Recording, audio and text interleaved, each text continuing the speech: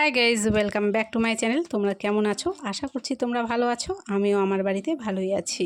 তো প্রথমেই তোমাদেরকে জানিয়ে দিই গুড মর্নিং। গুড মর্নিং কেন বললাম? কেননা এখন বাজে সকাল 9টা, আর সকাল সকাল দেখো এখানে কিছু জামা কাপড় নিয়ে বসে পড়েছি কাচতে। আজকে হলো রবিবার। রবিবারে যেহেতু স্কুল থাকে সেই জন্য রবিবারের স্কুলের ড্রেসগুলো রবিবার করেই কেচে দিই। আর যেহেতু স্কুলের ড্রেসগুলো সাদা হয় সেই জন্য দেখো এখানে কিন্তু নীল না দিলে দেখতে ভালো লাগে না। প্রত্যেকটা সাদা জামা কাপড়ের মধ্যে নীল দিলে কিন্তু দেখতে বেশ ভালোই লাগে। তারপরে জামা কাপড় কাচা হয়ে গেলে এখানে দেখো তাল এনেছিল, সেই তালটাকে আমি ঘষতে বসে গেছি, কেননা আজকে আমি করব তালের বড়া।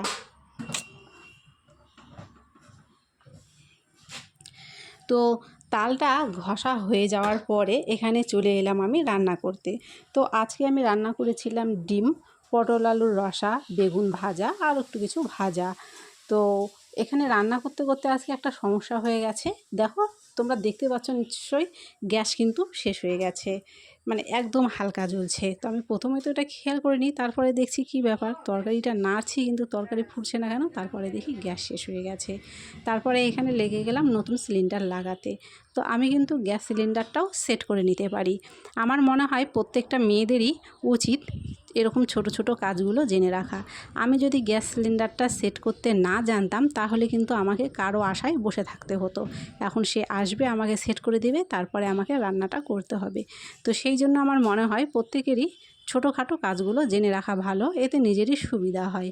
তো এখানে নিজে নিজেই গ্যাসটাকে পাল্টে নিলাম, নেওয়ার পরে কিন্তু রান্নাগুলো সব করে নেব।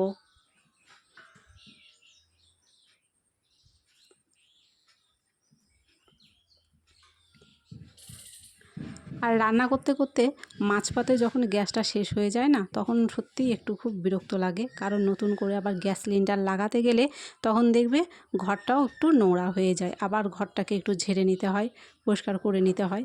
তো যাই হোক, এখানে গ্যাসটা সেট করে নেওয়ার পরে কিন্তু আবার নতুন করে গ্যাস জ্বালিয়ে রান্নাটা বসিয়ে দিলাম। তো এখানে দেখো রান্না করছিলাম আমি পটল আর আলুর তরকারি, তারপরে ডিমের ঝোল করেছি, সেটা আর আমি এখানে দেখাইনি। রান্নাবাড়ি সেরে এখানে বসে পড়েছি খেতে। তো সবার ভাতটা আগে বেড়ে দিয়ে তারপরে সবাই একসাথে খেয়ে নেব।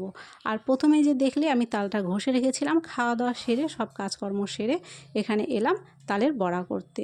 তো আজকের ভিডিওটা ছোট করে তোমাদের সাথে শেয়ার করলাম। কেমন লাগলো কমেন্ট করে অবশ্যই জানিও। ভালো লাগলে অবশ্যই লাইক করে দিয়ে ভিডিওটাকে শেয়ার করে দিও। চ্যানেলটিকে সাবস্ক্রাইব করে পাশে থাকা বেলটিকে প্রেস করে দিও। নোটিফিকেশানটা অন করে রাখলে কি হয়, আমার দেওয়া ভিডিওগুলো সবার আগে তোমাদের কাছে পৌঁছে যাবে।